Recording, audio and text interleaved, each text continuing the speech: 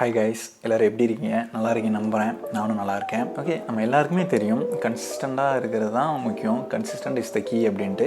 But நிறையா பேரால் கன்சிஸ்டண்ட்டாக இருக்க முடியறதில்ல. எல்லாருமே ஏதாச்சும் ஒன்று பண்ணணும்னு நினச்சி பண்ணுறாங்க. பட் அவங்களால ஒரு 1 வீக் 2 வீக்ஸில் 1 மந்த் ஃபாலோ பண்ண முடியுது. அதுக்கப்புறம் அவங்களால ஃபாலோ பண்ண முடியல, அதை ட்ராப் பண்ணிடுறாங்க. இப்போ என்னெல்லாம் எடுத்துக்கிட்டிங்கன்னா, நான் ஏதாச்சும் ஒன்று பண்ணேன்னா அதை என்னால் கன்சிஸ்டண்ட்டாக பண்ண முடியுன்றது எனக்கு ஒரு நம்பிக்கை இருக்கும். அந்த நம்பிக்கை எங்கேருந்து வந்துச்சுன்னா, நான் ஆல்ரெடி பண்ண விஷயம்லாம் கொஞ்சம் கன்சிஸ்டண்ட்டாக பண்ணியிருப்பேன். ஸோ ஆல்ரெடி கன்சிஸ்டண்ட்டாக பண்ணதுனால நான் இது பண்ணாலும் கன்சிஸ்டண்ட்டாக பண்ணேன் அப்படின்ட்டு நம்ம மைண்ட் வந்துட்டு ஆட்டோமேட்டிக்காக ஃபிக்ஸ் ஆயிரும்.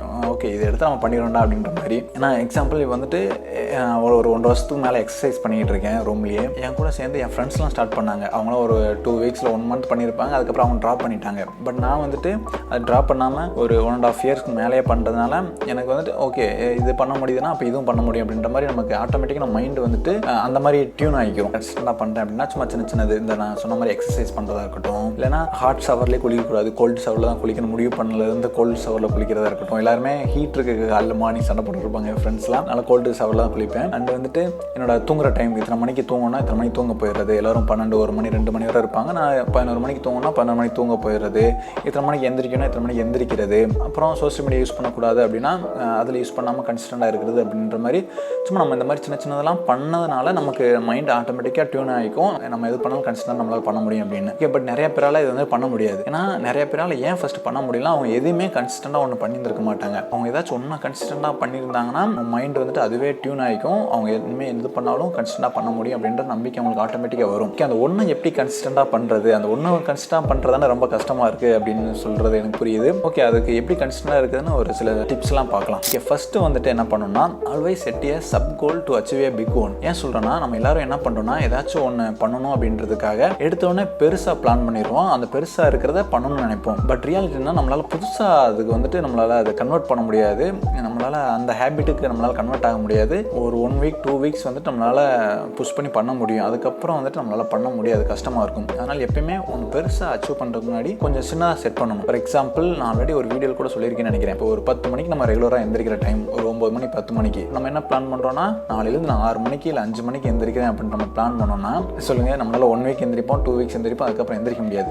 ஏன்னா 10 மணிக்கும் 6 மணிக்கும் நிறைய வித்தியாசம் இருக்குல்ல. அதனால் என்ன பண்ணணும்னா, டக்குன்னு 6 மணி 5 மணிக்கு எந்திரிக்கணும்னு முடிவு பண்ணாமல், இப்போது 10 மணி 9 மணிக்கு எந்திரிக்கணும்னா அதுக்கு 1 ஹவர் முன்னாடி ஒரு 8 மணிக்கு நான் எந்திரிக்கணும், அதுக்கப்புறம் ஒரு 7 மணிக்கு எந்திரிக்கணும் அப்படின்ட்டு சின்னதாக நம்மளால் போக முடிஞ்சுன்னா ஓகே, நம்மளால் இப்போ இது பண்ண முடியுது, இப்போ இதை ட்ரை பண்ணுவோம், அப்புறம் இதை ட்ரை பண்ணுவோம் அப்படின்ட்டு கொஞ்சமாக நம்ம ட்ரை பண்ணும்போது நம்மளால் அந்த ஓவர் த பீரியட் நம்மளால் அச்சீவ் பண்ண முடியும். ஸோ எடுத்த உடனே இந்த மாதிரி பெருசாக நம்மளால் பண்ணணுன்ட்டு பிளான் பண்ணோன்னா அது கண்டிப்பாக கொஞ்ச நாள் பண்ண முடியும். பட் ஓவர் த பீரியட் நம்மளால் பண்ண முடியாது. அப்புறம் அதை நம்ம ட்ராப் பண்ணுறதுக்கு நிறைய வாய்ப்பு இருக்குது. அதனால் எப்பவுமே ஸ்மாலாக கோலை செட் பண்ணுங்கள். ஓகேவா? நம்பர் 2 என்னென்னா, ஒரே நேரத்தில் வந்துட்டு 2-3 கோலை செட் பண்ணுறது. அப்புறம் ஒரே நேரத்தில் வந்துட்டு நிறைய கோலை செட் பண்ணுறது. அப்படி நிறைய கோலை செட் பண்ணுறதுனால வந்துட்டு எதையுமே நம்மளால் ஒன்றா ஃபோக்கஸ் பண்ண முடியாமல் போக வாய்ப்பு இருக்குது. ஏன்னா நம்ம வந்துட்டு எதுவுமே ஒரு நாளாக கன்சிஸ்டண்ட்டாக நம்ம பண்ணி பழக்கம் இல்லை. ஸோ இப்போ வந்துட்டு நம்ம நிறைய இதை வந்துட்டு நம்ம பண்ணணுன்ட்டு பிளான் பண்ணோம். இப்போ நியூ இயர்லாம் வந்துருச்சு. நியூ இயரில் வந்துட்டு அதை பண்ணுறேன் இதை பண்ணுறேன்ட்டு நிறைய நம்ம பிளான் பண்ணி வச்சுருந்தோன்னா நம்ம நிறைய இது வந்துட்டு பண்ணாமே போக வாய்ப்பு இருக்குது. அதனால் வந்துட்டு சின்னதாக ஏதாச்சும் ஒன்று ஃபஸ்ட்டு ஆரம்பிங்க. இந்த ஒன்றை வந்துட்டு அட் அ டைமில் ஃபோக்கஸ் பண்ணுங்கள். உங்களால் அதை கன்சிஸ்டண்ட்டாக பண்ண முடிஞ்சுன்னா அதுக்கப்புறம் நெக்ஸ்ட் ஒன்றுக்கு போங்க. ஸோ அப்படி நம்மளால் ஒன்று பண்ண முடிஞ்சதுனால அதை பண்ண முடிச்சு இதுவும் பண்ண முடியும் அப்படின்ட்டு ஒரு ஆட்டோமேட்டிக்காக நம்பிக்கை வரும். இல்லை நம்ம நிறையா கோல் வச்சுருக்கும் போது எதையுமே கரெக்டாக பண்ண முடியாது. அப்புறம் நம்மளால் எதுவுமே பண்ண முடியாமல் போயிடும். ஓகேவா? அதனால் எப்பவுமே ஒன்று மட்டும் அட் அ டைமில் ஒன்று மட்டும் ஃபாலோ பண்ணுங்கள் இனிஷியல் ஸ்டேஜில். ஓகேவா? நம்பர் 3 டிப் என்னன்னா, always having the vision towards the output. So நம்ம வந்துட்டு எப்போல்லாம் நமக்கு டிமோட்டிவேட்டடாக இருக்குது, பண்ண இது விருப்பம் இல்லாமல் இருக்குது அப்படின்றப்போ, ஸோ நம்ம அந்த அவுட்புட்டை நினைக்கிறப்போ நமக்கு வந்துட்டு இன்னும் ஓகே அது அவுட்புட் கிடைக்கணும் அப்படின்னா நம்ம இன்னும் ஒன்று பண்ணணும் அப்படின்ற மாதிரி ஒரு மோட்டிவேஷன் கிடைக்க வாய்ப்பு இருக்குது. அதனால் எப்போவுமே வந்துட்டு அந்த இதையுமே நினச்சிக்கோங்க. உங்கள் எண்டு கோல் எண்டு ரிசல்ட்டுமே இப்படி தான் வரப்போகுது அப்படின்ட்டு, இப்படி தான் வரும், இப்படி வந்தால் நமக்கு என்னெல்லாம் கிடைக்க போகுது அப்படின்ற மாதிரி நீங்கள் நினச்சி வச்சிட்டிங்கன்னா, அந்த விஷன் உங்களுக்கு மைண்டில் இருந்துச்சுன்னா, ஸோ எப்பப்பெல்லாம் நீங்கள் டிமோட்டிவேட்டாக இருக்கும்போது அதை நம்ம நினச்சி பார்க்குறப்போ அது கொஞ்சம் உங்களுக்கு இன்னும் கொஞ்சம் அதை பண்ணுறதுக்கு ஒரு உந்துதலாக இருக்கும். ஸோ அதை எப்பயுமே மைண்டில் வச்சுக்கோங்க. உங்களோட எண்டு கோல், உங்களோட எண்டு விஷனை வந்துட்டு மைண்டில் வச்சுக்கோங்க.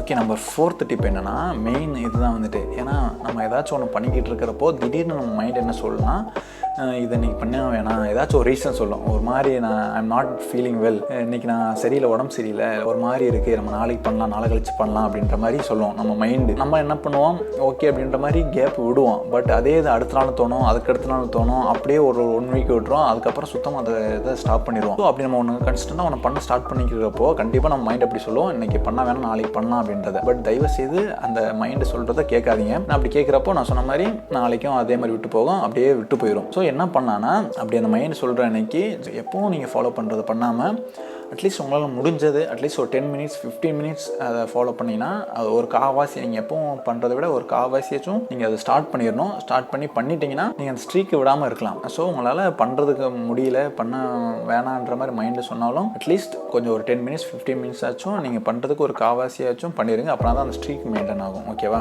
ஓகே, நம்பர் 5th டிப்ஸ் என்னென்னா, இது வந்து ரொம்பவே மெயின். எப்போயுமே வந்துட்டு அந்த ஒய் வந்துட்டு ரொம்பவே இம்பார்ட்டன்ட். நம்ம நிறைய வீடியோ நீங்களும் பார்த்துருப்பீங்க, நான் கூட ஒரு சில வீடியோ சொல்லியிருக்கேன்னு நினைக்கிறேன். ஒய் வந்துட்டு ரொம்பவே இம்பார்ட்டன்ட். அதே மாதிரி நம்ம எப்போலாம் டிமோட்டிவேட் இருக்கிறப்போ ஏன் நம்ம இதை ஸ்டார்ட் பண்ணோம், எதுக்கு இதை ஸ்டார்ட் பண்ணோம் அப்படின்ற மாதிரி அந்த ஒய் வந்துட்டு ரொம்ப ஸ்ட்ராங்காக இருந்துச்சுன்னு வைங்களேன். அந்த பர்பஸ், இது பண்ணணும், இது ஏன் பண்ணுறோம், இது பண்ண நமக்கு என்ன கிடைக்கும் அப்படின்ற மாதிரி அந்த பர்பஸ் ரொம்ப ஸ்ட்ராங்காக இருந்துச்சுன்னா நம்ம எப்பப்பெல்லாம் டிமோட்டிவேட் இருக்கிறப்போ இந்த ஒய் அப்படின்றது நமக்குள்ளேயே நம்ம கேள்வி கேட்டுக்கிட்டோம்னா ஏன் பண்ணுறோம், இது எதுக்கு பண்ணுறோம் அப்படின்ட்டு இதுவே நமக்கு வந்துட்டு ஒரு மோட்டிவேஷனாக இருக்கும், தொடர்ந்து பண்ணுறதுக்கு ஹெல்ப்ஃபுல்லாக இருக்கும். ஸோ எப்பயுமே அந்த ஒய்யை வந்துட்டு கேட்டுகிட்டே இருங்க. நீங்கள் எப்போலாம் பண்ண வேணாம்னு நினைக்கிறீங்களோ இது உங்களுக்கு மோட்டிவேட்டடாக இருக்கும் அதை தொடர்ந்து பண்ணுறதுக்கு. நம்பர் 6th என்னன்னா, ஹேவிங் பார்ட்னர். ஃபார் எக்ஸாம்பிள், இப்போ நீங்கள் ஒரு இங்கிலீஷ் லேர்ன் பண்ணுறீங்க, இல்லை ஜிம்முக்கு போகிறீங்க, ஒரு எக்ஸசைஸ் பண்ணுறீங்க, ஏதாச்சும் ஒன்று நீங்கள் புதுசாக ஸ்டார்ட் பண்ணுறீங்க அப்படின்னா, ஸோ நம்ம ஒன்று பண்ணிக்கிட்டு இருப்போம், நம்மளால் முன்னாடி சொன்ன மாதிரி டெய்லி நம்மளுக்கு பண்ணணுன்ட்டு தோணாது, ஏதாச்சும் ஒரு நாள் பண்ணாமல் விட்டுருவோம். ஸோ அந்த டைமில் நமக்கு பார்ட்னர் யாராச்சும் நம்ம கூட இருந்தாங்கன்னு வைங்களேன். ஸோ அவங்க வந்துட்டு நம்மலாம் எப்போ டிமோட்டிவேட் இருக்கிறப்போ அவங்க புஷ் பண்ணுவாங்க, நம்மளை வா பண்ணலாம் அப்படின்ற மாதிரி. ஸோ அவங்க அப்படி டிமோட்டிவேட் இருக்கிறப்போ நீங்கள் புஷ் பண்ணலாம்.